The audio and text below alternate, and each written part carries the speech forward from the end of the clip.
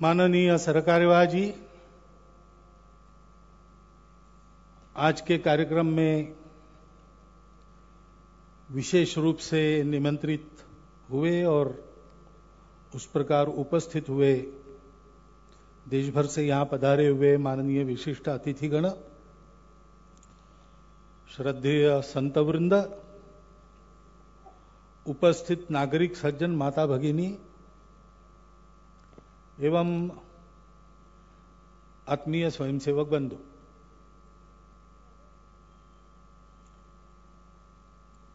विजयादशमी का एक पावन अवसर प्रतिवर्ष उपस्थित होता है। हम उसको संपन्न करते हैं। कल की मुंबई की जो घटना हुई उसकी एक दुखद छाया हम सबके मन में होना स्वाभाविक है। मुंबई से इतना दूर यहां बैठकर तो प्रत्यक्ष वहां कुछ करना अपने लिए संभव नहीं है, लेकिन मैं ये जानता हूं कि हमारे सहित आप सब लोगों के मन की भावनाएं और उस घटना से जिनके घर परिवार का कोई चला गया या कोई आहत हुआ है, उनके दुख दर्द से समवेदना मन में लेकर हम यहां पर उपस्थित हैं। परंतु जीवन में ऐसी सब बातों का सामना करके आगे बढ़ना पड़ता है और जीवन को आगे चलना पड़ता है और जीवन आगे चलता है। ऐसे संकटों पर आसुरी शक्ति पर मात करके सच शक्ति विजयी होती है। यह संदेश, विजय का संदेश देने वाला अपना विजयादशमी पर्व है।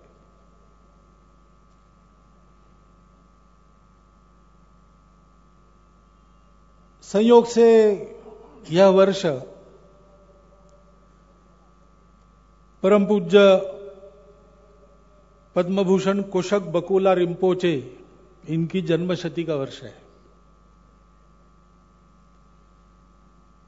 और उनका जो जीवन रहा है, नई पीढ़ी के कितने लोगों ने शायद पहली बार ये नाम भी सुना होगा, परंतु पुरानी पीढ़ी के लोग जानते हैं कि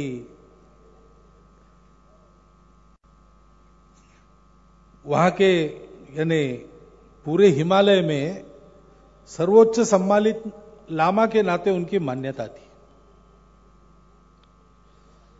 वास्तव में ये सारे हिमालय के बौद्धों की यह मान्यता है कि तथागत के प्रमुख 16 अरहतों में से एक श्री बकुल, इनका वो अवतार थे। और वहां के जम्मू कश्मीर विधानसभा के वो सदस्य रहे, अपने राज्यसभा में भी वो सदस्य रहे, राज्य सरकार में, लोकसभा में सदस्य रहे और राज्य सरकार में मंत्री भी रहे। मंगोलिया में 10 वर्ष भारत के राजदूत रहे। उनका वहां जाना, उसके थोड़े ही दिनों बाद मंगोलिया में वहां की कम्युनिस्ट सत्ता प्रणाली का पतन हुआ, तो मंगोलिया का जो परंपरागत बौद्ध धर्म है उसको वहां फिर से स्थिर स्थावर करने के वहां की जनता के प्रयास में उनका इतना समर्थ योगदान रहा कि मंगोलिया का सर्वोच्च सम्मान पोलर स्टार उनको दिया गया। कुशक बकुला जी की और अपने राष्ट्रीय दृष्टि से सारा व्यवहार करने की ये जो पद्धति, ये पहले ही उजागर हो गई थी, क्योंकि 1948 में कबायलियों के भेष में जब पाकिस्तानी सेना ने आक्रमण कर दिया तो लद्दाख के नौजवानों की नुब्रा सेना गठित हुई, उसका नेतृत्व ये करते थे और उस नुब्रा सेना ने स्कर्दू के पहले ही कबायलियों के आक्रमण को रोक दिया था।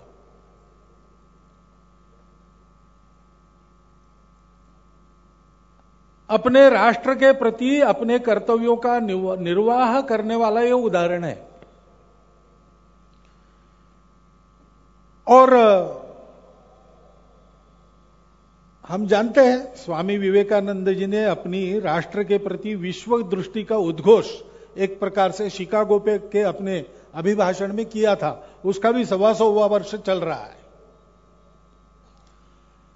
विश्व बंधुत्व की जो दृष्टि उन्होंने उसमें प्रतिपादित की और वहां से पश्चिमी देशों का प्रवास करते करते भारत वापस आने के बाद भारत में जो अपने राष्ट्र की राष्ट्रीय दृष्टि के बारे में अपने देशवासियों को प्रबुद्ध बनाया संबोधन करके,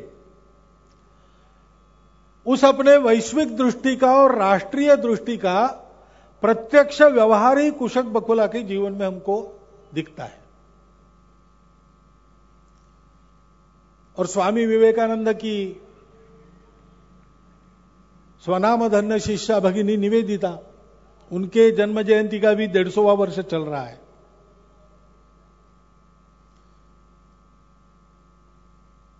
दार्जिलिंग में उन्होंने समाधि ली वहां पर, और उनका जो स्मारक बना है उनके समाधि पर लिखा है, here lies sister Nivedita who gave India her all. देश के प्रति सर्वस्व समर्पण करने वाला जीवन। उन्होंने भी अपने जीवन भर भारत में आकर भारत की जनता को अज्ञान और दरिद्रता के अंधकार से निकालने के लिए पूरा जीवन लगा दिया, कठोर परिश्रम किया। उसी राष्ट्रीय दृष्टि का प्रचार करते हुए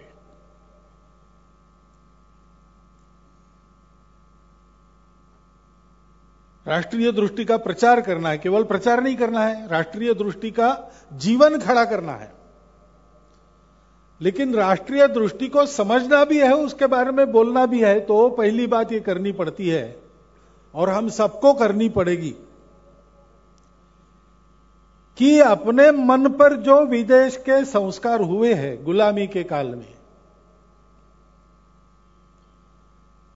केवल विदेशी लोगों से अपना संपर्क आया, उनसे हमने कुछ सीखा, ऐसी बात नहीं है। तो जानबूझकर प्रयास पूर्वक हमारे मन को, बुद्धि को कलुषित करने का उन्होंने प्रयास किया अपने राज्य को स्थिर करने के लिए। उसके हम भक्ष बने और इसलिए हजारों वर्षों का ये दो और गुलामी का कालखंड अपना गया, उसमें हमारा मन थोड़ा सा कलुषित हुआ है, उसके कारण भ्रमित हुआ है। आत्म स्वाभिमान को हमने खो दिया है। हमारे देश के बौद्धिकों में भी भारत का जो है वो सर्वथा त्याज्य तुच्छ, वो विचार करने लायक भी नहीं है। भारत ने प्राचीन समय में किन्हीं बातों में कुछ प्रगति की थी, ऐसा सत्य बातों के आधार पर भी बताएंगे तो भी वो तुच्छता से देखेंगे, बोलेंगे। ऐसे हम आत्महीन हो गए, उसके कारण भ्रमित हो गए।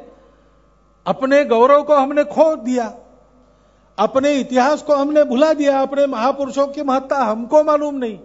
बाहर के लोग हमको पढ़ाते तब हम मानते हैं,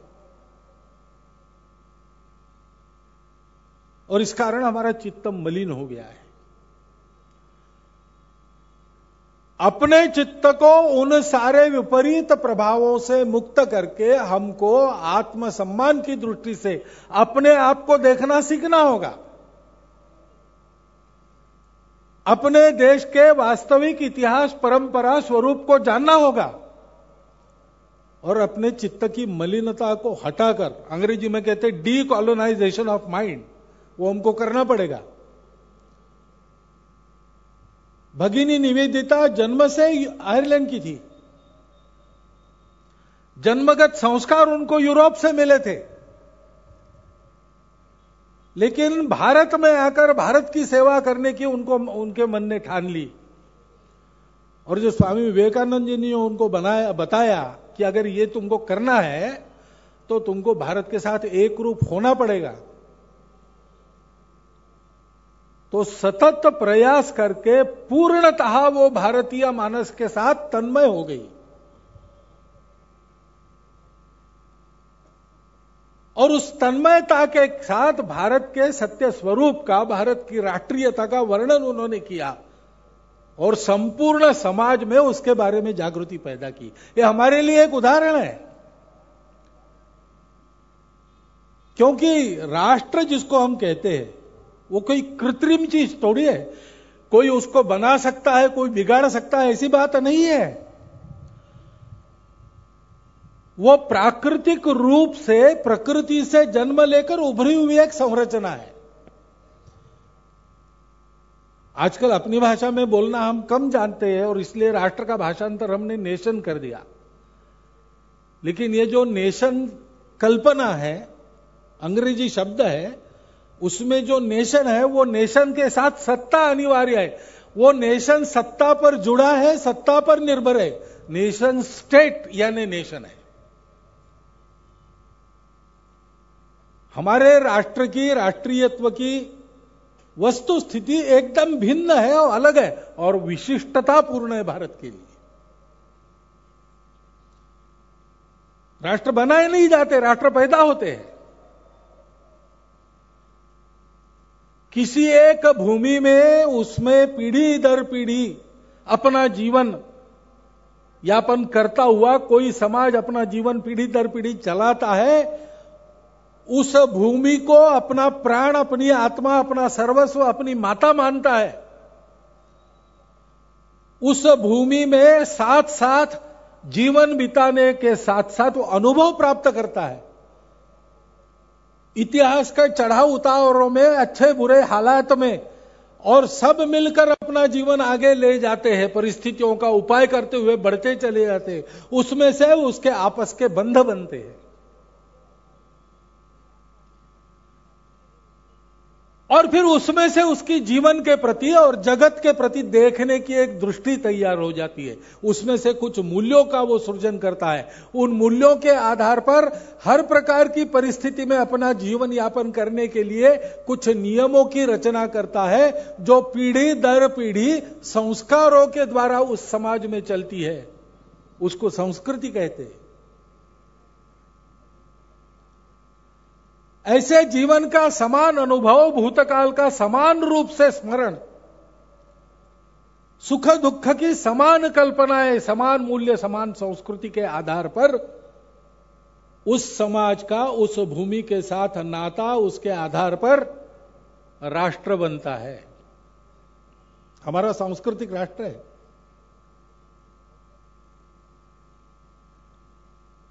और इसलिए इस राष्ट्र के इस अलग विशिष्ट स्वरूप को समझकर इसका विचार करना आवश्यक है। और सारे दुनिया में ये भारत की विशिष्ट प्रकृति है। ऐसी प्रक्रिया, अनोखी प्रक्रिया अन्यत्र चली नहीं।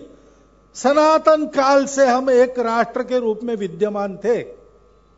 कभी व्यवस्थाएं ऐसी थी कि राष्ट्र एक था, राजा अनेक थे, अनेक राज्य थे। कभी ऐसा भी हुआ कि हमारे अपने पुरुषार्थ के अभाव के कारण, हमारे अपने दुर्गुणों के कारण हमने अपने राष्ट्र में अपने राज्य को खो दिया। विदेशी आकर यहां राज्य करने लगे।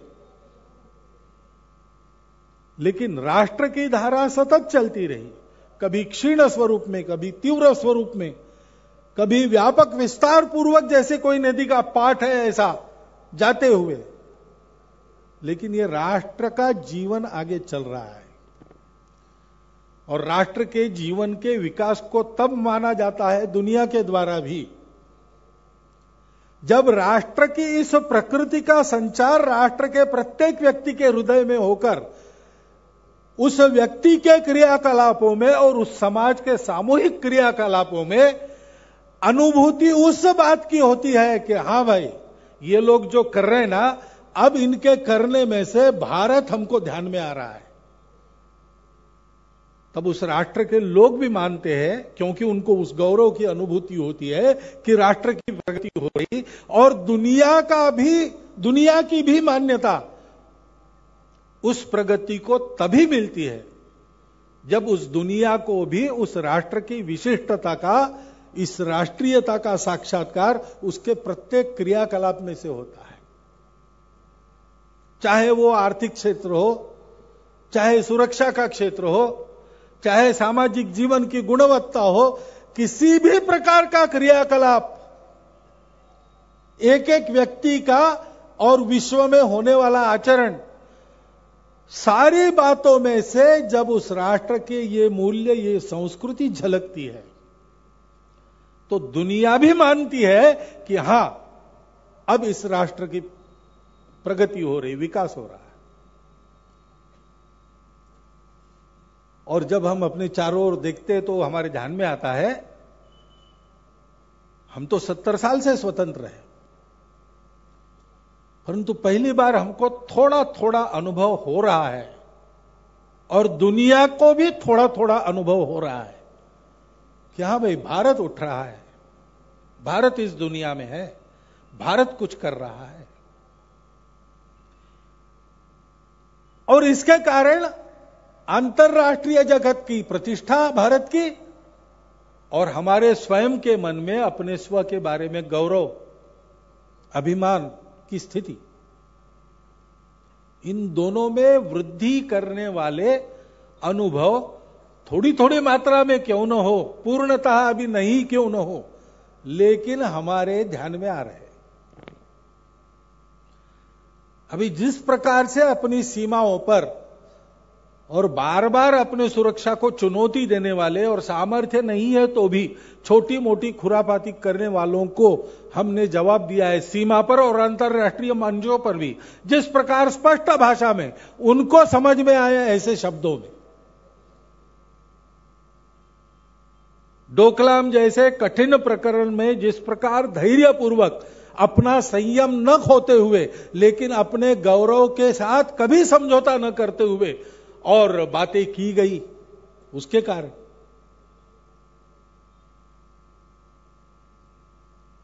अंतराल विज्ञान के क्षेत्र में हमारे वैज्ञानिकों के एक के बाद एक जो पराक्रम हो रहे, उसके कारण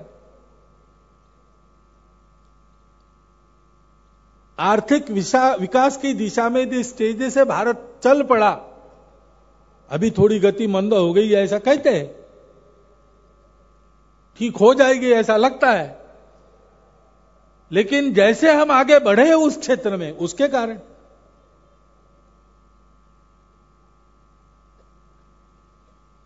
सारी दुनिया में हमारी प्रतिष्ठा ऊंची हो गई है।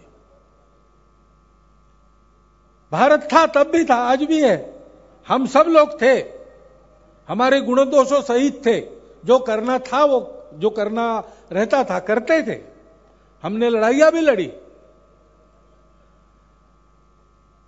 लेकिन भारत को गंभीरता पूर्वक देखना, भारत की दखल लेना और भारत में दखल देने के पहले 10 बार विचार करना, इन बातों का जो आज हमको अनुभव आता है वो पहले नहीं आया था। कारण क्या है? कारण यही है,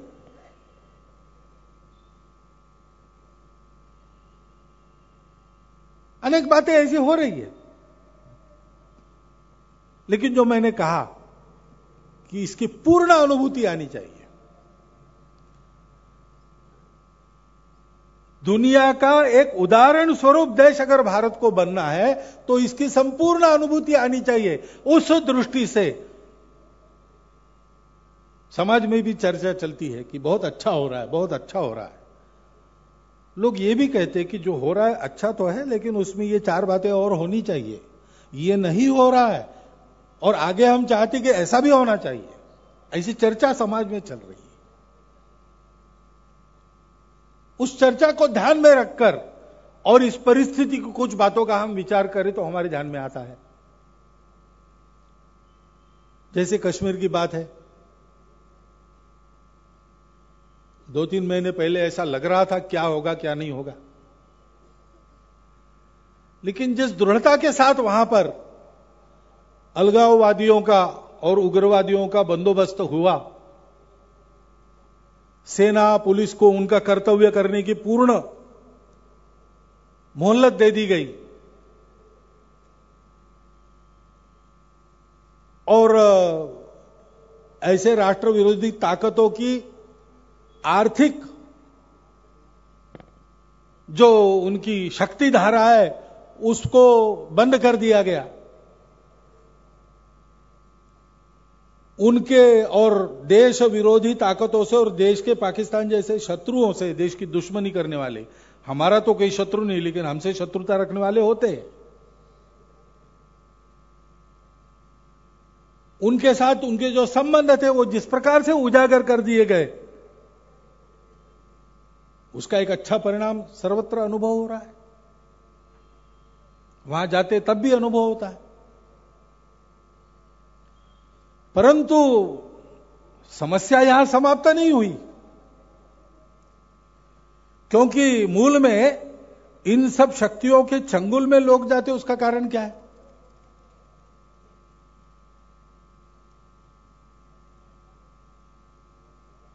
शासन वहां पर इतने वर्षों तक जो रहा, उसका अनुभव उसकी पारदर्शिता का नहीं है। कर्तव्य अपना ठीक करते हुए भेदभाव रहित बुद्धि से कश्मीर घाटी की 3 प्रदेश माने जाते, जम्मू, लद्दाख और कश्मीर की घाटी। लेकिन वहां और विकास पहुंचा ही नहीं।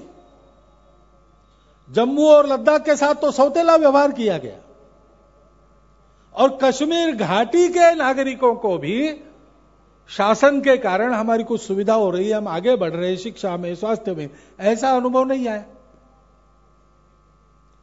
उसको होने की आवश्यकता है, उसके बारे में अधिक चुस्ती दिखाने की आवश्यकता है। विकास का अनुभव नागरिकों को आना चाहिए।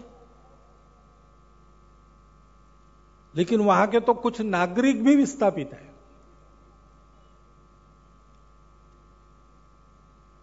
कुछ तो भारत स्वतंत्र होने के बाद 2 देश बन गए, भारत पाकिस्तान, उसके बहुत बाद समय समय पर आए हुए विस्थापित है। उधर से बेदखल हो गए, इधर आ गए, इस विश्वास के साथ आए कि हमको भारत भक्त बने रहना है, हिंदू बने रहना है, अपने अपने मत को स्वतंत्रता पूर्वक उपासना करना यह हमारा अधिकार है। सब प्रकार के लोग आए हैं, उनको वहां बसाया तो गया, लेकिन अभी तक वो नागरिक नहीं है। पीढ़ियां चली गई, और इसलिए 3-3 पीढ़ियां हो गई, वो केवल आके अंदर बसे हैं, उनको निकाला नहीं, इतनी बात है। उनको न शिक्षा है, न स्वास्थ्य की सुविधा है, न कहीं पर वोटर रजिस्टर में नाम है, न रेशन कार्ड है, कुछ भी नहीं, आधार कार्ड नहीं, कुछ नहीं। शिक्षा बंद, रोजगार के अवसर बंद, सब कुछ बंद। कैसा चलता होगा उनका? फिर भी अभी तक यहां टिके इसलिए है कि वो चाहते हम भारत भक्त बने रहे, हमको भारत के साथ रहना है। और जो नागरिक थे, पाक ने और भारत के कश्मीर का कुछ हिस्सा अधिकृत कर लिया, उसमें से विस्थापित होकर आए हैं। नागरिक थे ही पहले से, राज्य के भी नागरिक थे। और कश्मीर घाटी में पंडित बंधु बसे थे, 1990 के बाद उनको निकाला गया। ये सब लोग अपने ही देश में नागरिकता के सारी अधिकार कागज पत्र पर उनके पास होने के बाद भी उन अधिकारों से वंचित है, देश भर में बिखर गए या शरणार्थी कैंपों में रह रहे। उनकी दशा में कोई सुधार नहीं।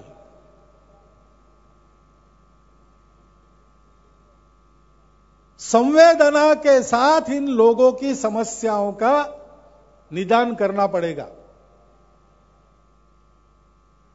विकास के सारे लाभ, प्रजातांत्रिक अधिकारों की सारी सुविधाएं उनको मिले, वो नागरिक बनकर यहां पर रहे, भारत भक्त, और अपने अपने मत पंथ उपासना की किसी प्रकार के किंतु परंतु के बिना यहां पर उपासना करते हुए सुरक्षित अपनी आजीविका चला सके, ऐसी स्थिति उनको प्राप्त कर देने की बहुत आवश्यकता है, बहुत आवश्यकता है। कैसा होता है कि केंद्र प्रशासन, राज्य प्रशासन, इन्होंने प्रयास करना चाहिए, क्योंकि ऐसा हुए बिना जम्मू कश्मीर लद्दाख तीनों से मिला हुआ ये जम्मू एंड कश्मीर राज्य भारत का अविभाज्य अंग ही है। हमारी जो प्रतिज्ञा है संसद में 2 बार एक मत से जो प्रस्ताव पारित हो गया है उसके अनुकूल जनमानस की सृष्टि नहीं होगी। और इसलिए समाज की भी भूमिका है। हम जानते हैं वो सीमावर्ती प्रांत है और पाकिस्तान बार बार खुराफाते करते रहता है। सीमा पर बसे हुए जो अपने बंधु हैं उनको बार बार वहां से बेदखल होना पड़ता है। उनकी पढ़ाई ठीक से वहां चल नहीं सकती क्योंकि कब गोले बरसेंगे और कब गांव छोड़ के अंदर जाना पड़ेगा वो पता नहीं उनको। सुरक्षा का खतरा तो है ही, शिक्षा बंद हो जाती है, खेती करना बंद हो जाता है, खेती के लिए जो पशु रखे वो कभी मर जाते हैं, उनको दवाई देने के लिए, चारा देने के लिए जाना दुभर हो जाता है। उनके लिए कुछ सुविधाएं देनी चाहिए, इसके लिए कुछ और आर्थिक भी मदद उनको मिलती है, वो पर्याप्त मिलती है कि नहीं देखनी चाहिए, बढ़ाकर देनी चाहिए। है वहां शासन तो कर ही रहा है व्यवस्था, संघ के स्वयंसेवक भी उसमें पहले से लगे हैं, परंतु इसकी मात्रा अधिक बढ़ाने की आवश्यकता है। लद्दाख के दूरदराज क्षेत्रों में और कश्मीर घाटी में भी शिक्षा और स्वास्थ्य की सुविधाएं जैसी चाहिए वैसी पहुंची नहीं है। पहुंचाने में शासन प्रशासन को विशेष प्रयास करने चाहिए। समाज भी करता है, संघ के स्वयंसेवक लगे, लेकिन अधिक मात्रा बढ़ानी चाहिए और शासन प्रशासन और समाज के समन्वित प्रयास से ऐसे सकारात्मक उपक्रम कार्यक्रमों के द्वारा एक तरफ ये जो कड़ाई बरती जा रही है, अलगाववादी तत्व, राष्ट्र विरोधी ताकतें, राष्ट्र के शत्रु, उनके साथ उसको जारी रखते हुए, लेकिन वहां की सामान्य जनता को भारत की आत्मीयता का अनुभव तो आए। ये सारा होने के लिए अगर कुछ प्रावधान नए करने हैं तो राज्य शासन को, केंद्र शासन को करने पड़ेंगे, और अगर कुछ पुराने प्रावधान आड़े आ रहे तो उनको बदलना पड़ेगा। क्योंकि आखिर सारा कुछ बना है किसके लिए बना है? देश के लिए बना है। देश की एकात्मता, अखंडता, सुरक्षा, विकास चलता रहे, इसलिए सारा बना है। भारत के साथ, भारत के मानस के साथ कश्मीर घाटी की जनता के मानस का सात्मीकरण हो, यह आवश्यकता है। यह संविधान का निर्देश भी है, केवल कश्मीर के बारे में नहीं, सारे देश के बारे में। और इसलिए यह अगर होना है, उसके लिए कुछ प्रावधानिक कार्रवाई करनी है तो निसंकोच करनी चाहिए और उसको सबने समर्थन देना चाहिए। लेकिन शासन प्रशासन समाज ये तीनों जो प्रयास कर रहे हैं अधिक बढ़ने चाहिए और तीनों का समन्वित रूप से एक दिशा में चलना आवश्यक है। ऐसा अगर हुआ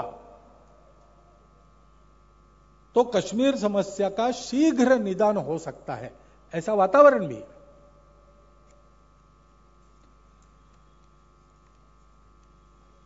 अब यह सारा विचार हम करते हैं, शासन प्रशासन, विशेषकर सीमावर्ती प्रांत जम्मू कश्मीर में समस्या है, लेकिन केवल जम्मू कश्मीर में ऐसा नहीं। इन समस्याओं को पैदा करने की गतिविधियां अनेक सीमा के प्रांतों में चल रही है।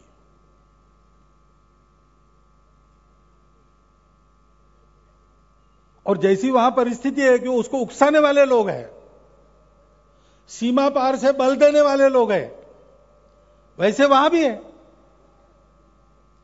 अब केरल और बंगाल के समाचार किसी से छुपे नहीं है।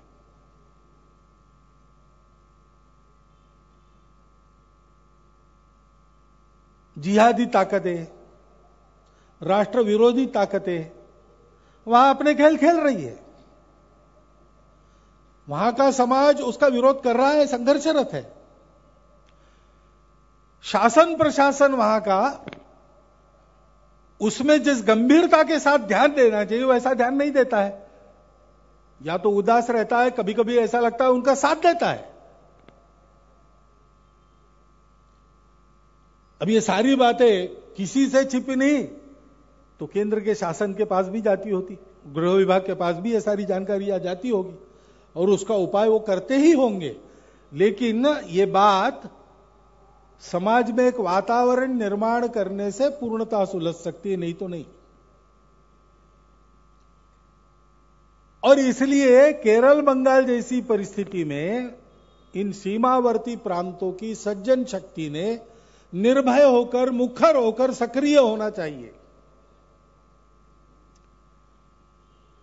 क्योंकि एक राजनीति चलती है, खुशामद की राजनीति चलती है, वोटों की खुशामद करनी पड़ती है राजनीतिज्ञों को। अपना कर्तव्य कभी इच्छा होकर भी कर नहीं पाते और कभी इच्छा भी समाप्त हो जाती है, ऐसा होता है। मनुष्य है, परिणाम होता है, मैं दोष नहीं दे रहा हूं। लेकिन समाज जो इनको निर्माण करता है, इनको भेजता है, वो मालिक है। उस समाज को जागरूक और प्रबुद्ध और सक्रिय बनाना है। समाज की सज्जन शक्ति को निर्भय होकर इसके लिए आगे आना पड़ेगा।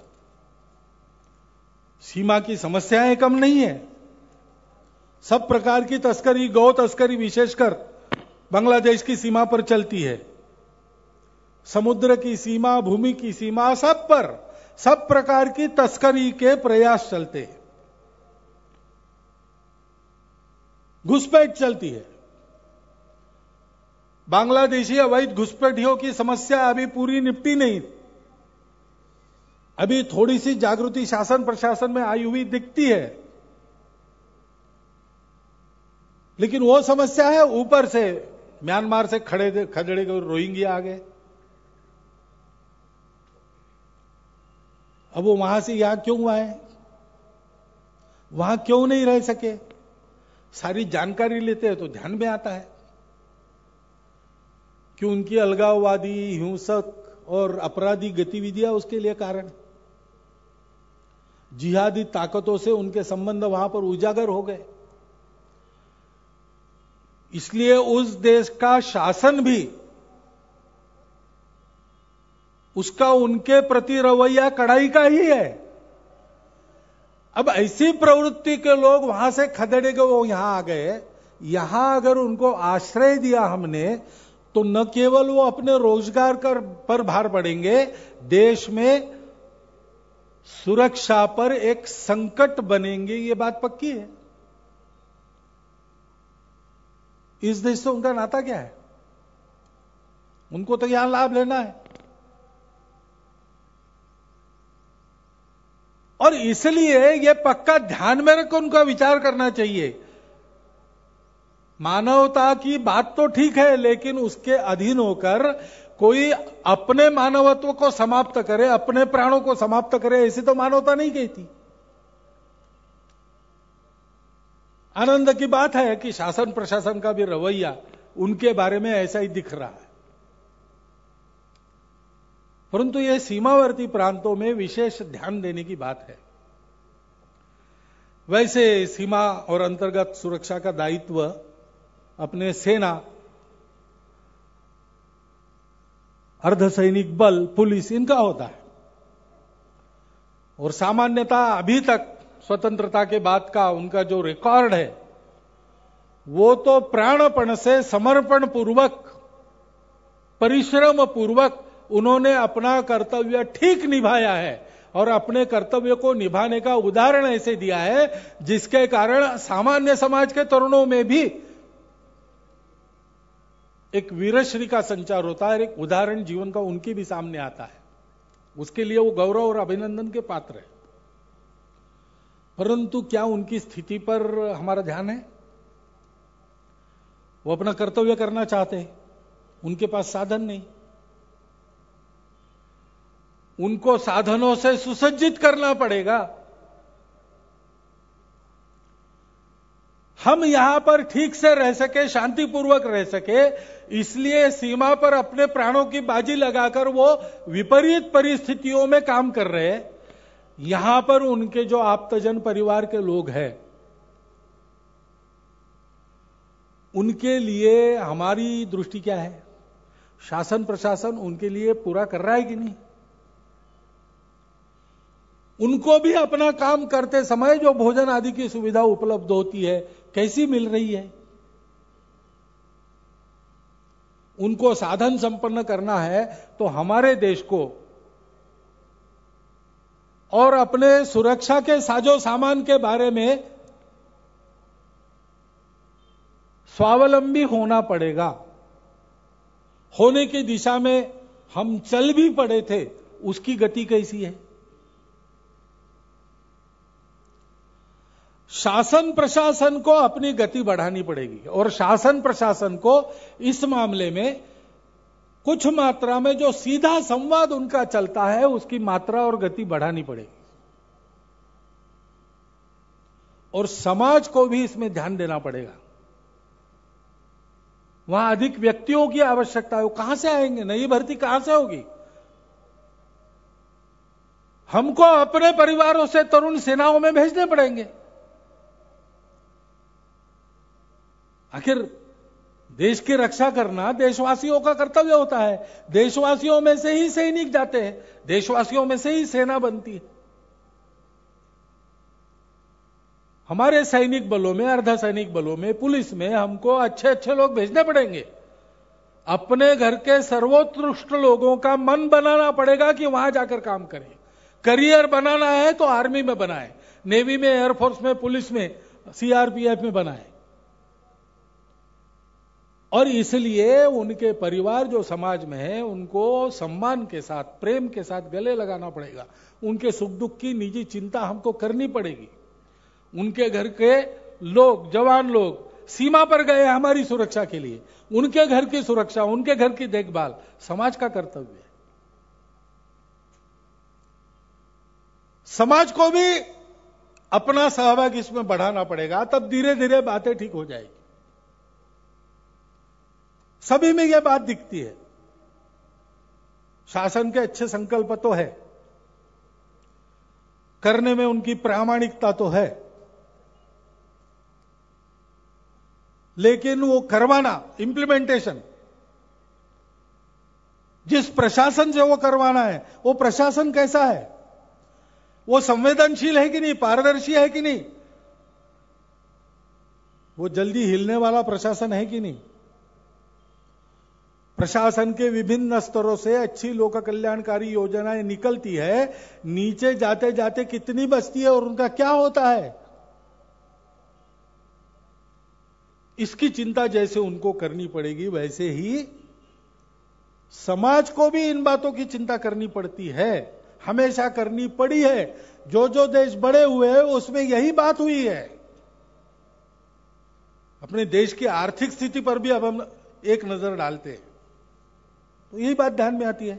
अच्छी योजनाएं चली नहीं, चली है। भ्रष्टाचार पर नियंत्रण करने के लिए, आर्थिक स्थिति में द्रुत गति से प्रगति करने के लिए, समाज के अंतिम व्यक्ति को लाभ पहुंचाने के लिए जनधन योजना चली, मुद्रा योजना चली, गैस सब्सिडी वाला काम हुआ, कृषि बीमा जैसी योजना चली, अनेक ऐसी योजनाएं चली है। और कभी अगर लगा विचार करके उनको कि ये करने से होगा, लेकिन साहस करना पड़ेगा, तो साहस करने में भी वो कम नहीं है।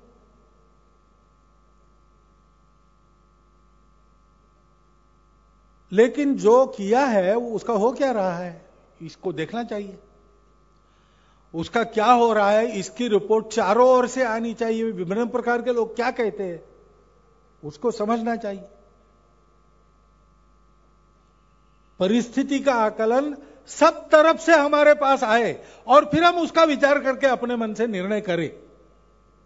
लेकिन वो आकलन तो आए सब ओर से, इसकी चिंता करनी पड़ेगी। और ध्यान में रखना पड़ेगा कि अभी जो अर्थव्यवस्था का प्रचलन सारे विश्व में है, उसका एक गुण है असंतुलन। एक जगह भला करने जाते, दूसरी जगह गड़बड़ होती है। ये किसी व्यक्ति का, किसी सरकार का गुण नहीं है, उस व्यवस्था का ही गुण है। वो अधूरी है, बातों पर आधारित व्यवस्था है। और बाकी देशों का चल जाता है क्योंकि एक तरह के देश बने हो, एक तरह के, विविधता कम है।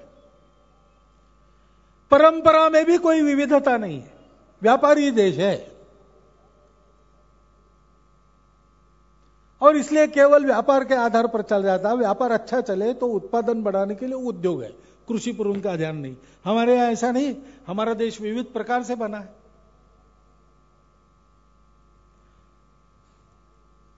अब जो अर्थनीति सभी का विचार करके सभी का हित एक साथ नहीं साधती, उसमें अच्छी बातें भी हमने लागू करने के बाद उसके परिणाम सार्वदेशिक और सार्वकालिक नहीं होंगे, हो सकता है अन्यत्र नुकसान भी हो। हमको एक ऐसा आर्थिक तंत्र चाहिए जो बड़े उद्योग, छोटे उद्योग, मध्यम उद्योग, खुदरा व्यापारी, कृषि, स्वरोजगार करने वाले पर सबको साथ लेकर चलने वाली एक नीति चाहिए। और ऐसी नीति चाहिए तो हमको विचार करना पड़ेगा, मूल में विचार करना पड़ेगा। हमको दुनिया में जो परंपरा चली है आर्थिक मतवादों की, उनकी घिसी पिटी लीक से बाहर आकर विचार करना पड़ेगा। हमको हमारे देश, अपने देश के लिए विचार करना पड़ेगा। ये ठीक है, हम अपना प्रतिमान खड़ा नहीं कर लेते तब तक हमको दुनिया के साथ चलना है। तो दुनिया के इन अधूरे मानकों पर और अधूरी नीतियों के साथ थोड़ा चलना पड़ेगा, उसकी मजबूरी एक हद तक है। परंतु यह भी दुनिया आज मान रही है कि कोई एक मॉडल सब देशों में फिट नहीं हो सकता। हर एक देश को अपना मॉडल बनाना पड़ेगा, हर एक देश को अपने मानक बनाने पड़ेंगे। जीडीपी नाम का एक मानक चलता है सारी दुनिया में, लेकिन वो अधूरा है, यह भी अर्थशास्त्र मानता है। और भूटान जैसे छोटे से देश में कहा कि हम जीडीपी में नहीं गिनेंगे हमारी आर्थिक अवस्था को, हम गिनेंगे हैप्पीनेस इंडेक्स। उन्होंने अपना प्रतिमानक बनाया। आधुनिक अर्थशास्त्र के अनुभवों के बाद आधुनिक अर्थतज्ञों की इन बातों को मान्यता है। हमको अपनी नीति बनानी पड़ेगी, क्योंकि अपना भी अनुभव है ना। अभी जीडीपी त्रुटिपूर्ण है लेकिन प्रचलित है, उससे नापते हैं हम। और दूसरी बात, हम अपने देश की आवश्यकता देखते हैं कि हमारे देश में रोजगार बढ़ने चाहिए। रोजगार यानी केवल नौकरी नहीं, हर हाथ को काम मिलना चाहिए और काम करने से आजीविका चले, इतनी प्राप्ति होनी चाहिए, इसको रोजगार कहते हैं। हम इन दो बातों के निकषों पर देखेंगे तो ध्यान में आएगा कि सबसे अधिक ये जिनसे होता है ऐसे अपने देश के कौन लोग हैं?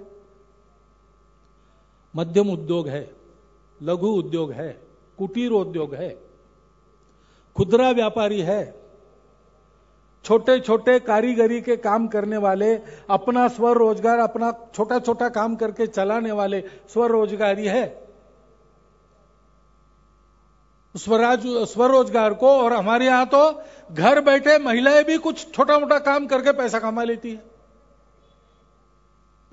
इसको इनफॉर्मल इकोनॉमी कहते हैं। सबसे अधिक रोजगार और कृषि, सबसे अधिक रोजगार देने वाला और सबसे अधिक जीडीपी की वृद्धि करने वाला क्षेत्र हमारा आर्थिक क्षेत्र यह है। तो हम नीति बनाएंगे, हम उस नीति पर चलेंगे। देश में और दुनिया में आर्थिक उतार चढ़ाव होंगे, कभी कभी आर्थिक भूचाल भी होते हैं। उन सब में सुरक्षा हमारी हुई, भारत पर इसके परिणाम सबसे कम हुए, सारी दुनिया मानती है। कारण क्या है? कारण यही है, छोटे मध्यम लघु उद्योगों का क्षेत्र, खुदरा व्यापारी, स्वरोजगार, कृषि और ये इनफॉर्मल इकोनॉमी वाला क्षेत्र, उसी के कारण हम सुरक्षित हैं। तो इन उथल पुथलों में, इन आर्थिक भूचालों में हमारी नीति के, और कुछ नीति, हम नई नीति चलते हैं, कुछ तो उथल पुथल होनी अपेक्षित है और उसको सहन करना भी समाज सीखा है, समाज जानता है, समाज करता है। लेकिन ध्यान ये रहना चाहिए कि ये जो हमारा बलस्थान है, इस पर इसका कम से कम मार पड़नी चाहिए, ये सुरक्षित रहने चाहिए हर हालत में। क्योंकि इसी के आधार पर तो हम एक सुरक्षित अर्थव्यवस्था है, इसी के आधार पर तो हमारी जीडीपी में, हमारे उत्पादन में, हमारे रोजगार में सबसे ज्यादा वृद्धि होती है। सुधार तो हम करेंगे, लेकिन इनको सुरक्षित रख के करेंगे, इसका ध्यान और रखना पड़ेगा। ऐसे ही हमको ये भी देखना पड़ेगा कि आर्थिक प्रगति यानी क्या है। अमीर लोग अमीर हो गए, ये कोई प्रगति नहीं है। आखिर हम मानते हैं ना अंत्योदय, आखिरी पंक्ति में खड़ा आखिरी आदमी, वो अधिकतर लोग स्वरोजगार के क्षेत्र में और इनफॉर्मल इकोनॉमी में खड़े मिलते हैं। सामान्यतः हमारे यहां जो कहा जाता है एससी, एसटी और एनटी, अनुसूचित जाति, जनजाति और घुमंतु जनजाति, इनका एक वर्ग है। अब इनके कल्याण के लिए योजनाएं बनी है, वो लागू होती है कि नहीं, ठीक से लागू होती कि नहीं, सबको मिलता है कि नहीं, इस पर ध्यान देना पड़ेगा। हमको ऐसी नीति चाहिए, हमारे देश की परंपरा, हमारे देश के संसाधन, हमारे लोगों की सुंदर और सुरक्षित जीवन की कल्पना, हमारी आकांक्षा, हमसे दुनिया की अपेक्षा, आज के जगत में हमको आगे बढ़ना है। इसको ध्यान में रखते हुए, साथ में इनका भी विचार रखते हुए हमको अपनी अर्थनीति ऐसी बनानी पड़ेगी जिसमें लागत खर्चा कम रहता है, जिसमें उत्पादन की मात्रा बढ़ती है, रोजगार की मात्रा बढ़ती है, ऊर्जा कम लगानी पड़ती है, जो देश के पर्यावरण को और देश की नैतिकता को खराब नहीं करती। अपने मूल्यों मानकों पर हम चलते हैं तो दुनिया हमको सम्मान देती है। हमने अपनी योग विद्या को दुनिया के सामने लाया, कितने गौरव के साथ योग दिवस लोग करते, सारी दुनिया भारत को मानने लगी।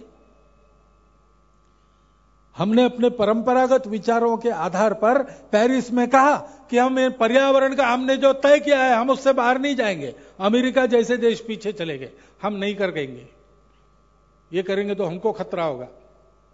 हमने कहा नहीं, पर्यावरण एक श्रद्धा का, निष्ठा का विषय है, उस पर्यावरण के बारे में सब कुछ करना चाहिए, जो करना चाहिए हम करेंगे, हम उस करार से बाहर नहीं आएंगे। दुनिया में हमारा स्थान ऊंचा हो गया। आज हमारे पड़ोसी देशों में हमारा स्थान नेता के रूप में धीरे धीरे बन रहा है। इसका कारण क्या है? हम अपने स्वत्व के आधार पर चल रहे हैं। उस स्वत्व के आधार पर हमारी आर्थिक नीति बनाकर हमारे नीतिकारों को, राज्यों में सलाहकारों को और अपने आर्थिक विकास के पथ पर चलना पड़ेगा, तो वास्तव मात्रा में विकास होगा, सबका विकास होगा। कृषि जैसा क्षेत्र है, शासन प्रशासन की तत्परता जैसे उधर आवश्यक है, इधर भी आवश्यक है।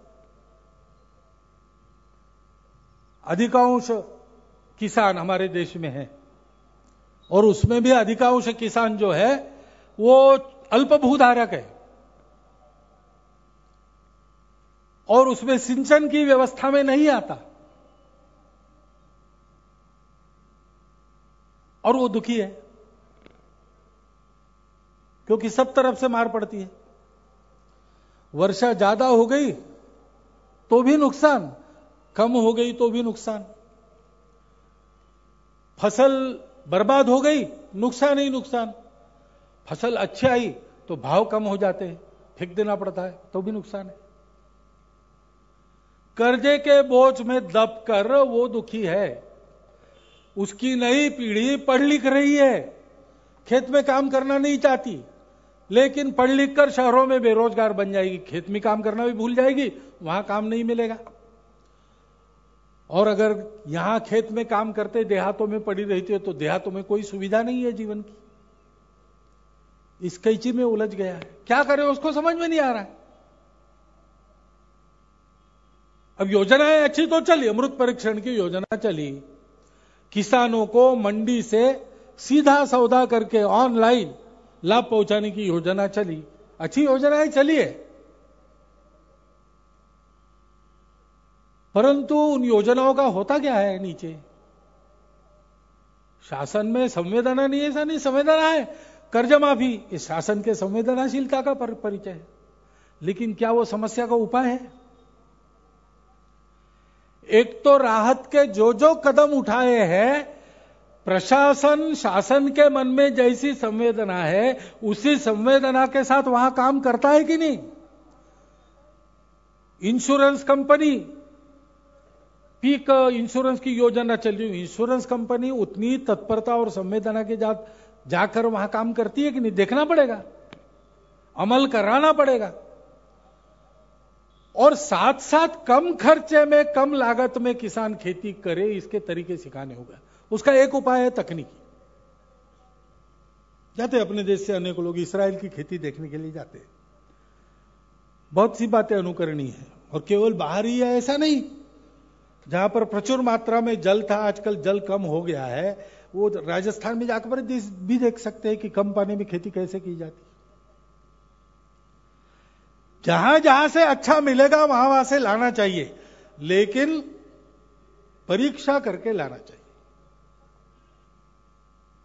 तकनीकी जहां निर्माण होती है वहां के लिए निर्माण होती है, उसको दूसरे जगह ले जाना है तो उसकी उपयुक्तता वहां कितनी है, कोई विपरीत परिणाम तो नहीं देखना पड़ता है। जैसे नई बातों के बारे में यह कहा गया है, पुरानी बातों के और नई बातों के बारे में, कि पुराणम इत्येव न साधु सर्वम, जो पुराना वो सब अच्छा था ऐसा नहीं है, सही बात है। नचापि काव्यम नवम इति अवध्यम, नई कविता बोलने लायक नहीं, सुनने लायक नहीं, ये गलत बात है। संत यानी सज्जन लोग, समझदार लोग परीक्षान्यतरत भजते, परीक्षा करके स्वीकारते। किसी ने कुछ किया वहां कुछ हो गया इसलिए वैसा का वैसा उसको उठाना, यह मूर्खता है, मूढ़ परप्रत्यय नहीं है बुद्धि। तो तकनीकी चाहिए हमको, आधुनिकतम तकनीकी चाहिए। हमारा किसान तकनीकी के साथ खेती करना जानता है, आज की बात नहीं है। हमारे देश में प्रयोगशालाएं नहीं थी, हमारा किसान हमारा शास्त्रज्ञ था, उसकी अपनी खेती, उसकी प्रयोगशाला थी। एक एक अनाज की हजारों किस्में उसने अपने परिश्रम से वर्षानुवर्ष प्रयोग करके, एक अगर चावल लिया 8-10 हजार किस्में थी, 7-1 हजार चुराई गई, 3-1 हजार बाकी है। उसमें भी कैसी कैसी किस्में मिलती है। लाल रंग का चावल है, अत्यंत स्वादिष्ट, खूब एनर्जी देने वाला, मणिपुर में मिलता है। केवल पानी में भिगो के आधा घंटा रख दिया तो पक जाने वाला चावल है। लंबा चावल है, छोटा चावल है, मोटा चावल है, बारीक चावल है, कितनी है हमारे किसान के। ये किसने किया? हमारे किसान ने किया। उसकी वैज्ञानिक दृष्टि है, वो तकनीकी स्वीकारना जानता है, लेकिन किसी तकनीक को लाने के पहले उसका आगा पीछा पूरा सोचना चाहिए। उसके दीर्घकालिक परिणाम क्या होंगे। कुछ तकनीक अपने यहां आती है, कभी कभी देखा जाता है कि वहां पर उसको छोड़ दिया गया है उसके नुकसान के कारण। आज हम उसको ले रहे, दवाइयों में ऐसी कई दवाइयां चलती है कि वहां पर उस पर प्रतिबंध है, हमारे यहां चल रही, वहां फैक्ट्रियां पैदा कर रही, यहां बेच रही, बेचने के लिए। जिन देशों की तकनीकी हम देखते हैं उन देशों ने उसको धिक्कार दिया है। ऐसी तकनीकी ऐसी लेनी नहीं है, परीक्षा के साथ तकनीकी लेनी चाहिए। लेकिन मुख्य बात है कि खेती जो है कम खर्चे में होनी चाहिए। खेती जमीन को बिगाड़ने वाली नहीं होनी चाहिए, खेती अन्नों को विषयुक्त बनाने वाली नहीं होनी चाहिए। और ऐसा करना है तो जैसे सारी दुनिया के लोग आज सोच रहे हैं, अनुभव के बाद हमको भी सोचना पड़ेगा। हमको जैविक कृषि, गौ पशु आधारित कृषि, पशुपालन के साथ कृषि, मिश्र फसल की कृषि, इन सब अपने आजमाए हुए तरीकों पर फिर से लौटना पड़ेगा। यह अत्यंत अद्यतन वैज्ञानिक दृष्टि से मैं बोल रहा हूं, मैं पुराणबंदी बात नहीं कर रहा हूं। यह आज हमारे किसानों का अनुभव है, यह संपूर्ण दुनिया अनुभव लेकर इस चिंतन पर आ चुकी है और उधर आना पड़ेगा। साथ साथ कुछ व्यवस्थाएं करनी पड़ेगी। जितनी लागत फसल उगाने में लगती है उस पर अगले साल अपना परिवार चलाकर अगले साल की वो खेती करे, इतना लाभ देने वाला लागत मूल्य उसको देना पड़ेगा, वो निर्धारित करना पड़ेगा। उत्पादन खर्चे के आधार पर मूल्य का निर्धारण होना चाहिए। एक न्यूनतम समर्थन मूल्य निश्चित करना पड़ेगा और यह गारंटी करनी पड़ेगी कि किसान की फसल उसी भाव में बेची जाएगी, उससे नीचे नहीं। खरीदने वालों को राजी होना पड़ेगा अथवा फिर कुछ जिम्मेवारी शासन को उठानी पड़ेगी। और धीरे धीरे जमीन को, पशु को, मनुष्य को और अन्न को खराब करने वाली, पर्यावरण को बिगाड़ने वाली रासायनिक खेती को हमको छोड़ना पड़ेगा, बंद करना पड़ेगा। आधुनिक विज्ञान इसी दिशा में चल रहा है, खेती का। और ये जब बात आती है तब और एक बात आती है कि आज हमारा जो अल्प भूधारक और सिंचाई व्यवस्था के विरहित खेती करने वाला किसान है, उसके पास उपाय क्या है? ऐसी अगर कम लागत की खेती करनी है तो उसको गाय पालनी पड़ेगी, देशी गाय पालनी पड़ेगी। देशी गाय हमारे परंपरा में श्रद्धा का मानव बिंदु है। देशी गाय खेती के लिए उपयुक्त पशु है।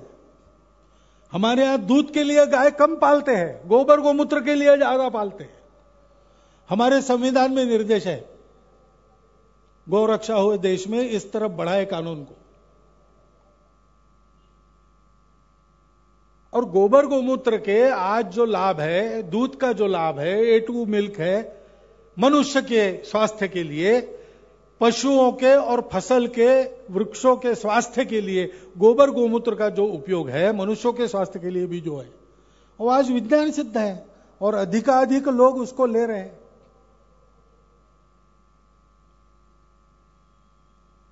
और इसलिए गौपालन का कार्य भारत में चलता है, परंपरा से चलता है। आज भी भारत के अनेक लोग, संत, महात्मा, संगठन, व्यक्ति, संस्थाएं, संघ के स्वयंसेवक सहित गौ रक्षा और गौपालन के कार्य में लगे। गौ रक्षा और गौपालन के इस कार्य में वो हमेशा सद्भावना से चलते हैं, क्योंकि यहां सांप्रदायिकता का प्रश्न नहीं है, केवल हिंदुओं की मान्यता नहीं। गौशाला चलाने वाले मुसलमान सज्जन हैं, मैं मिला हूं। गौरक्षा का प्रचार करने वाले मुसलमान सज्जन हैं। प्रत्यक्ष गोरक्षा के कार्यों में उतरकर संघ से कोई संबंध न होते हुए भी गोरक्षा का काम करने वाले मुसलमान भी हैं, अन्य संप्रदायों के लोग भी हैं। और गाय अपनी अर्थव्यवस्था, कृषि की दृष्टि से एक महत्वपूर्ण बात है। फिर भी और कतिपय प्रकरण इधर उधर होते हैं, उसका गोरक्षकों से संबंध क्यों जोड़ा जाता है? वो तो वहां लिप्त पाए नहीं गए। और वहां पर जिन्होंने किया होगा उन्होंने गाय का आसरा लिया होगा, उसके आड़ में किया होगा, लेकिन गाय की रक्षा करने वाले, उन पर भी हमले हुए, उनकी भी हत्या हुई है। उसमें गोरक्षा का काम करने वाले मुसलमान मतानुयायी भी शहीद हुए हैं उत्तर प्रदेश में। केवल बजरंग दल वाले शहीद हुए ऐसा नहीं है। ये सारे समाज की आस्था है और योग्य आस्था है, विज्ञान सम्मत आस्था है। उसका संबंध जोड़ना नहीं चाहिए। गोरक्षा कार्य से हिंसा का संबंध नहीं जोड़ना चाहिए। कानून और संविधान का पूर्ण पालन करके ही उसको चलाना चाहिए और चलाते हैं। उसको सांप्रदायिक से जोड़ना, हिंसा से जोड़ना, ये गलत बात है, ऐसा नहीं करना चाहिए, लेकिन ऐसा प्रचार होता है। और इसलिए जब कभी अपने देश में कानून व्यवस्था ठीक रहे, इसलिए सद्भावना से, सदहेतु से शासन में उच्च पदस्थ बैठे लोग कुछ बोलते हैं, सुप्रीम कोर्ट कुछ निर्णय देता है, तो शब्दों का आधार लेकर उसको बिगाड़ा जाता है। इसकी चिंता गोरक्षा करने वालों को नहीं होनी चाहिए, वो उनके लिए है नहीं। वो केवल उस वाक्य को देखे, उस अंश को देखे तो सही बात है, समाज में कानून सुव्यवस्था रहनी चाहिए। गोरक्षा के आड़ में, धर्म के आड़ में, किसी भी बात के आड़ में हिंसा नहीं होनी चाहिए।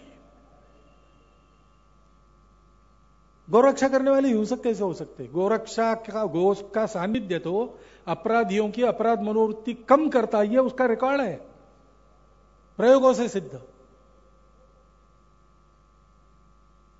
और इसलिए जो गोरक्षा का कार्य कर रहे हैं, भक्तिपूर्वक, प्रामाणिकता पूर्वक कानून संविधान के दायरे की चिंता करे और कानून जहां जहां बना है उसका अमल ठीक से हो, इसकी निगरानी रखे। पुलिस के सामने उसी कारण पड़ते हैं, और कोई कारण नहीं होता है। शब्दों का आधार लेकर इस विषय को बरगलाने से समाज में बिना कारण टकराव उत्पन्न होता है। कई मुसलमान सज्जन मुझे मिले ये बताने वाले कि एक बार आप गोरक्षा का कानून बनाने के लिए क्यों नहीं कहते, ये समस्या खत्म हो, हमारी जान छूटेगी। हम तो है नहीं, सब मुसलमान गोमांस खाते, ऐसा भी नहीं है।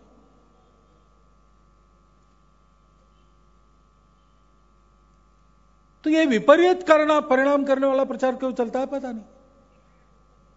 शब्दों को बदनाम करना, शब्द किसी पर चिपका कर उसको बदनाम करना, यह प्रचार की रीति तो पहले से प्रचलित है। आजकल एक विजिलेंटी नाम का शब्द चलता है, उसका मूल डिक्शनरी में अर्थ देखेंगे, उसमें ऑब्जेक्शनेबल कुछ नहीं, लेकिन उसको एक गाली जैसा बना दिया और जो गाय शब्द का उच्चारण करेगा उसको वो शब्द चिपका देते हैं कि हो गया बदनाम, सब विजिलेंटी हो गए। जिस संविधान सभा की जिन किन्हीं महानुभावों के द्वारा और वो मार्गदर्शक तत्वों में आया होगा, वो भी विजिलेंटी थे क्या? इस प्रचार से चिंतित होना नहीं चाहिए। जो ऐसा उच्च पदस्थ लोगों ने कहा है, कोर्ट ने कहा है, उसकी चिंता वो करेंगे जो गुनहगार होंगे। अपराधियों को उसकी चिंता करनी चाहिए और सावधान रहना चाहिए। हमको उसकी चिंता करने का कारण नहीं, क्योंकि गाय इस देश की श्रद्धा है, संविधान सम्मत है। गाय गावो विश्वस्य मातरा, ये अभी विज्ञान से भी अक्षरशः सिद्ध होते जा रहा है। खैर, ध्यान में यह आता है कि सब बातों में सरकार की नीति, प्रशासन, उसकी तत्परता, उसकी संवेदना, इसमें कुछ करने की आवश्यकता है। लेकिन साथ साथ समाज को भी बहुत कुछ करना है, और इन दोनों से ज्यादा समाज को करना है, क्योंकि वहां भी सामाजिक परिदृश्य को देखते हैं को कोई बड़ी अच्छी बात नहीं दिखती, कहीं कहीं दिखता भी है। जैसे अब कृषि की ये बात की हमने, दूसरी व्यवस्था जल सिंचन है जिस पर वो कृषि निर्भर करती है। कितने प्रयोग कर रहा है समाज, सरकार भी कुछ योजनाएं कर रही, नदियों का निर्मलीकरण, नदियों के प्रवाह का अनिर्मलीकरण, अविरलीकरण, कहां कहां और पानी भेजना, कैसे भेजना, कहां से लाना, वहां भी विचार हो रहा है। लेकिन समाज ने कितना बड़ा उद्यम किया है इस क्षेत्र में, नए नए प्रयोग किए हैं। सरकार की लागत से 1/3 से कम लागत में यशस्वी कर दिया है सारा काम। कितने जगह काम हो रहा है, आपने भी देखा होगा, मैं नाम नहीं लेता। कहीं भी जाओ, आज देश के किसी भी राज्य में जाओ, ये काम करने वाले लोग दिखाई देते हैं। खुद के लिए कुछ नहीं चाहते, एनजीओ है, संगठन है, संघ के स्वयंसेवक है, समाज के सज्जन है। रैली फॉर रिवर्स जैसा उपक्रम, इसके प्रचार के लिए जग्गू वासुदेव जी महाराज भी चला रहे। अगर इन सब बातों का कृषि के क्षेत्र में इसमें समन्वय हो तो कितना जल्दी गति बढ़ेगी इन सारी बातों की। उस समन्वय का भी कुछ उपाय सोचना चाहिए, समाज में यह होना चाहिए। समाज में तो समन्वय हो जाएगा, लेकिन समाज, प्रशासन, शासन, इस समन्वय को करना है तो शासन के द्वारा पहल करनी पड़ेगी, वो करनी चाहिए, उसमें सबका लाभ है। सामाजिक परिदृश्य को देखते हैं तो यह चित्र एक तरफ दिखता है। अनेक बातों में, आर्थिक क्षेत्र सहित सब क्षेत्रों में समाज भी थोड़ा थोड़ा उद्यम करता है। हमारे कारपोरेट घराने भी कई प्रकार की सेवा चलाते हैं, स्किल ट्रेनिंग चलाते हैं, अच्छी अच्छी बातें चलाते हैं, बहुत उत्तम रीति से चलाते हैं, प्रामाणिकता से चलाते हैं।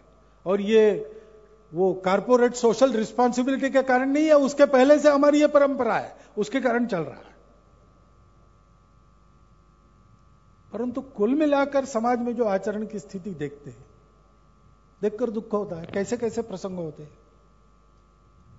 स्कूल में बच्चे सुरक्षित नहीं, नगरों के रास्तों पर महिलाएं सुरक्षित नहीं, छोटे छोटे उपद्रव होते हैं और बड़े उपद्रव में बदल जाते हैं, क्योंकि समाज कैसे कैसे आचरण करता है। घर में नई पीढ़ी बैठी है, उसको संस्कार नहीं, वो इंटरनेट पर ज्यादा रहती है, वहां ब्लू व्हेल जैसे खेल चलते हैं और वो परिणाम करते हैं। कैसे जाते हैं हमारे बच्चे, ऐसे चंगुलों में कैसे जाते हैं? हमारे ही देश को लोग ऐसे काम कैसे करते हैं? क्या ये सामाजिक समरसता के, सत संस्कारों के अभाव का परिणाम नहीं है? और ये सारी बातें हमको एक तो शिक्षा से मिलनी चाहिए। शिक्षा नीति के बारे में मैंने पिछले साल भी कहा था, इस बार भी लिखित भाषण में मैंने कहा है, उसकी पुनरुक्ति मैं नहीं करता। उस नीति की प्रतीक्षा है, वो जल्दी आए। मूल विचार करके संस्कार देने वाली शिक्षा, मनुष्य को मनुष्य बनाने वाली शिक्षा, मनुष्य को अपने आजीविका के लिए समर्थ बनाकर मनुष्य बनाने वाली शिक्षा, मनुष्य को आज के विश्व के ज्ञान में स्पर्धा कर सकने वाला समर्थ मनुष्य बनाकर वास्तविक एक दायित्ववान, शीलवान मनुष्य बनाने वाली शिक्षा, राष्ट्रीय गौरव से ओतप्रोत मनुष्य बनाने वाली शिक्षा, उसके लिए आवश्यक पात्रता का शिक्षक, उसकी पात्रता वो निर्माण करने के लिए उसकी जैसी देखभाल होनी चाहिए वैसे देखभाल की व्यवस्था, वैसा वातावरण बनाने वाले शिक्षा परिसर, ये सब कहां है उसमें? परंतु क्या शिक्षा केवल विद्यालयों में होती है? घरों में नहीं होती, समाज के उत्सवों में नहीं होती, आंदोलनों में, अभियानों में नहीं होती। क्या घर को चलाने वाले गृहस्थों का अपने बच्चों को एक मनुष्य के नाते, अच्छे मनुष्य के नाते तैयार करना कर्तव्य नहीं है? स्वयं का उदाहरण रखने का कर्तव्य नहीं है?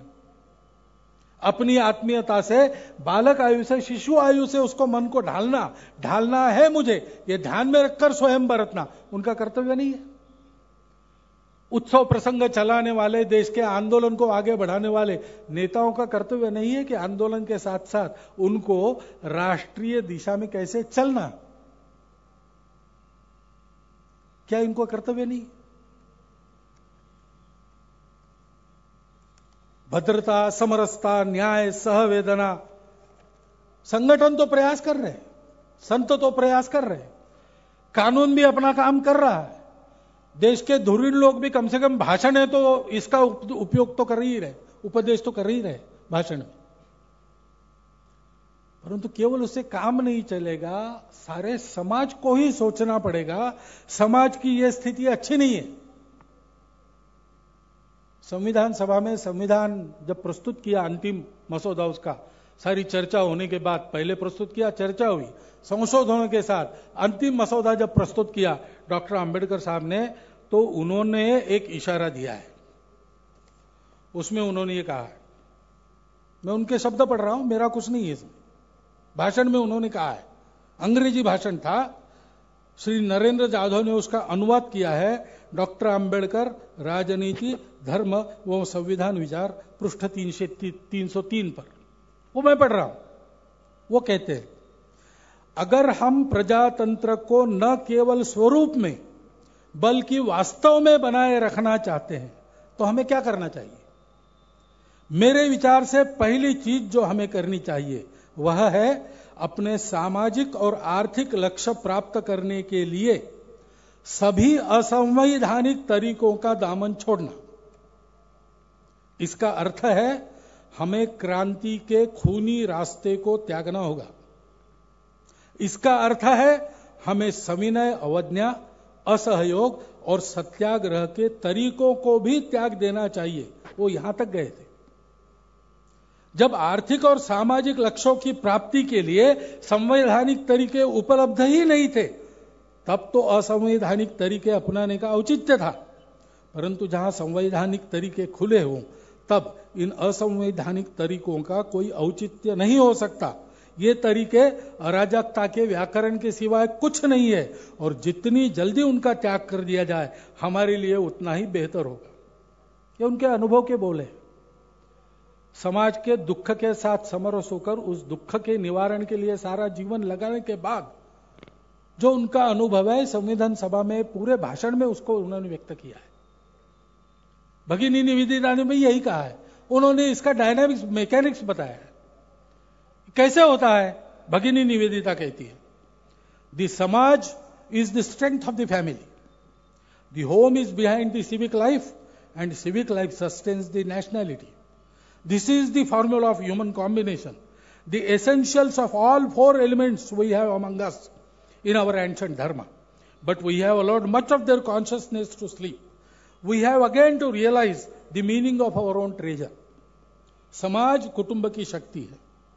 नागरिक सभ्य जीवन की पृष्ठभूमि में गृह जीवन है, घर के संस्कार, और नागरिक सभ्य जीवन राष्ट्रीयता का पोषण करता है। मनुष्यों को जोड़ने वाला यह सूत्र है। इन चारों तत्वों के आवश्यक अंश को हमें हमारे प्राचीन धर्म ने दिया है, परंतु हमने उनके प्रति अपनी अधिकांश चेतना को सुला दिया है। हमें पुनः अपने स्वयं के संचित निधि के अर्थ को समझना पड़ेगा। सारांश शासन को नीति वैसे रखनी पड़ेगी, अपने देश के परिवेश और आवश्यकता और जन के आधार पर करना पड़ेगा। उसका अमल ठीक से होता है ये भी देखना पड़ेगा। सबको साथ लेकर चलने वाली वो नीति होनी चाहिए हर क्षेत्र में। प्रशासन को संवेदनशील होना पड़ेगा, अमल के बारे में तत्पर होना पड़ेगा, पारदर्शी होना पड़ेगा, और उसके लिए सज्जनों को सक्रिय होकर समाज को राष्ट्र हितैक संघबद्ध आचरण के लिए प्रवृत्त करना पड़ेगा, पहल करनी पड़ेगी सबके सहयोग से। और ये काम होगा, संघ यही कर रहा है। 93 साल से संघ क्या करता है? संघ ऐसे स्वयंसेवक तैयार करता है जो स्वयंसेवक अपने मातृभूमि के प्रति अटूट भक्ति रखते हैं और उसके प्रत्येक पुत्र के प्रति अपार आत्मीयता व संवेदना रखते हैं। अपने उस मातृभूमि के अखंड स्वरूप का वर्णन वो कर सकते हैं और ऐसा करने में उनको कोई संकोच नहीं रहता, उनको कोई डर नहीं रहता, कोई लोकप्रियता की आकांक्षा उनकी स्पष्टवादिता को रोक नहीं सकती। निर्भयता पूर्वक वो उसको मुखरित करते हैं। राष्ट्र के स्वरूप की स्पष्ट कल्पना उनके बुद्धि में है, वैसे वाणी में भी है। मन में अपने पवित्र अखंड मातृभूमि की भक्ति और पूर्वजों का गौरव भरा है। उसके प्रत्येक पुत्र के प्रति अपार आत्मीयता व संवेदना है, करुणा है। और इस राष्ट्र को परम वैभव संपन्न बनाने के लिए सर्वस्व त्याग ही जिनकी सामूहिकता और महत्वाकांक्षा का आधार है, ऐसा व्यक्ति देश के प्रत्येक गांव के मोहल्ले में खड़ा करना, उसके आधार पर वातावरण बनाना, उस वातावरण में समाज अपना आचरण परिवर्तन करेगा, उसके परिणाम सर्वत्र होंगे। और उस आचरण के वातावरण में जो आचरण बनेगा उसके आधार पर समाज में स्वार्थ, आलस्य, भेद, आत्महितना सारी बातें दूर होगी। स्व आधारित नीति, उत्तम क्रियान्वयन, सज्जन शक्ति का सहयोग, ये बातें तो धीरे धीरे उभर रही है। समाज के तैयारी की देरी है, उसके लिए अपना यह काम चला है। उस काम में सहयोग का मैं आह्वान करता हूं, क्योंकि एक चित्र धीरे धीरे उभर रहा है हम सबके मानस के सपनों में।